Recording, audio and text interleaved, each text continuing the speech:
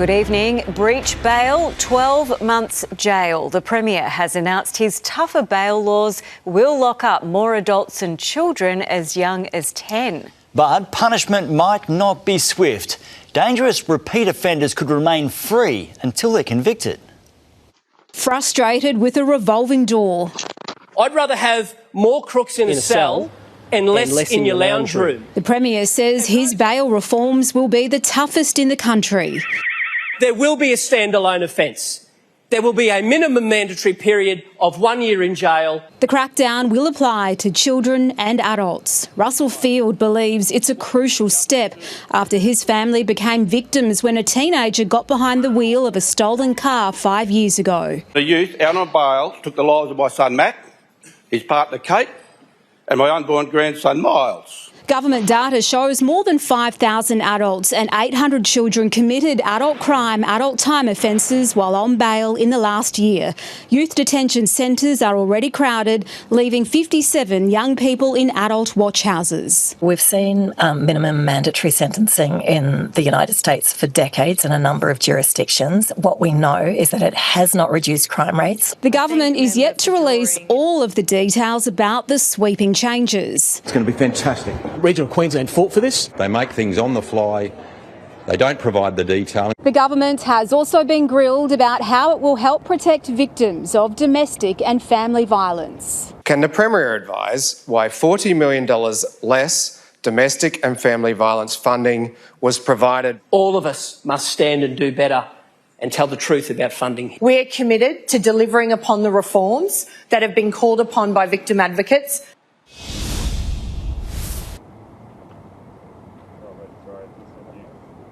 Well, it's important to point out that the 12 months mandatory jail time will only apply once a serious repeat offender receives a guilty conviction in court. Court cases can drag on for months and years, but 7 News can reveal the government will introduce tougher measures to prevent offenders from getting released from custody before a conviction. Magistrates will have to have a high degree of confidence that repeat offenders won't offend again. Marlena Wap at State Parliament. A father of three is undergoing emergency surgery to save his arm after a home invasion on Brisbane's Bayside. A masked gang repeatedly plunged a knife into the 46-year-old, laughing as they stomped on his car during their escape.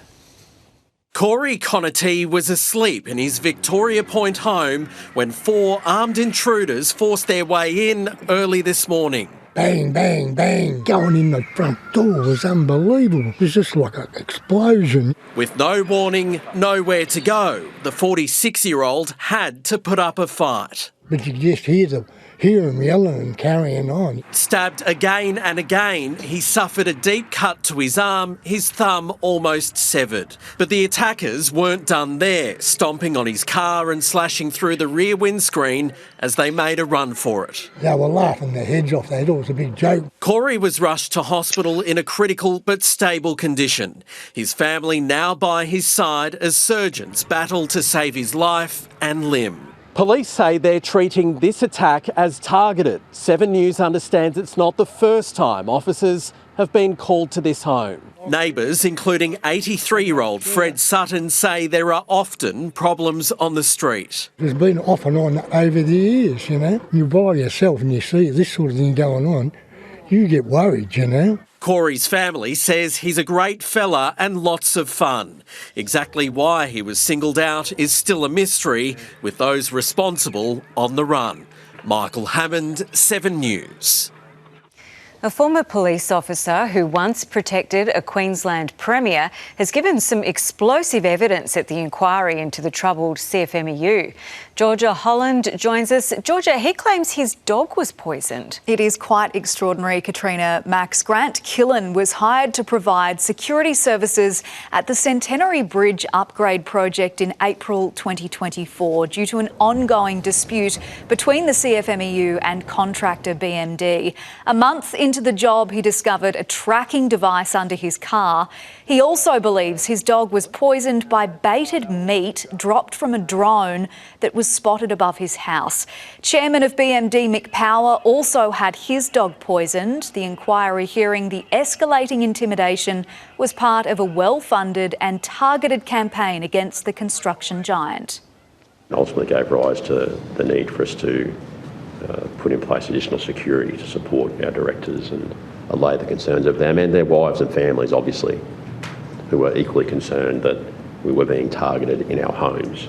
BMD boss Scott Power today denied having knowledge of contractors with links to the Comanchero outlaw motorcycle gang. The inquiry resumes tomorrow. All right, thanks, Georgia. The Richmond Tigers AFL team has admitted it's embarrassed by its Mad Monday antics, but denies it was making light of the Sydney Swans hotel scandal. The player behaviour was caught on camera and sent to 7 News, dividing opinion about the code's culture standards. Mad Monday fun or Bad Monday blunder? Richmond's end-of-season blowout, whips and slaps, players seemingly mocking the Swans hotel room scandal, dividing AFL opinion. I think you just look stupid. I think after a 3-win season, you finish 17th.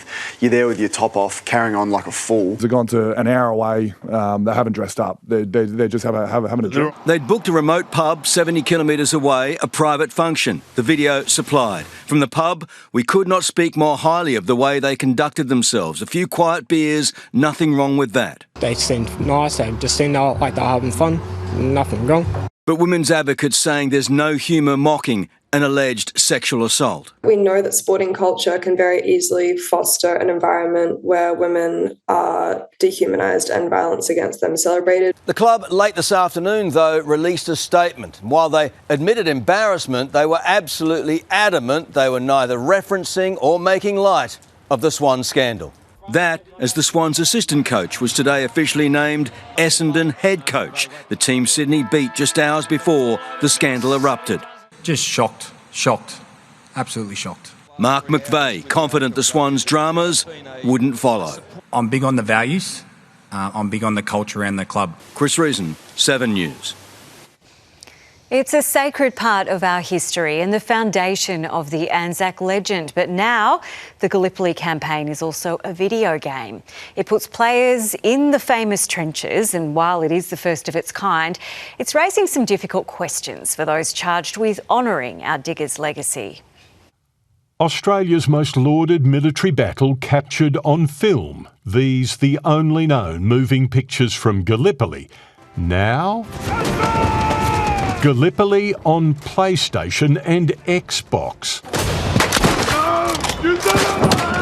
Just launched here, the very fortress where Allied forces fled to concede defeat, now taken over by gamers mimicking the war. It's a bit surreal being here. It's also a bit meta. People were playing the game on the location where the actual thing happens. There's an Australian twang to some of the sound effects. Reloading, cover me!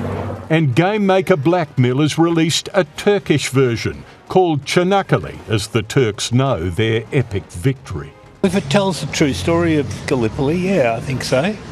But if it glorifies the war, then no. Yeah. Why does anyone need to master authentic weapons? Like my granddad fought in Gallipoli, so you have to be very careful. No comment from the War Memorial.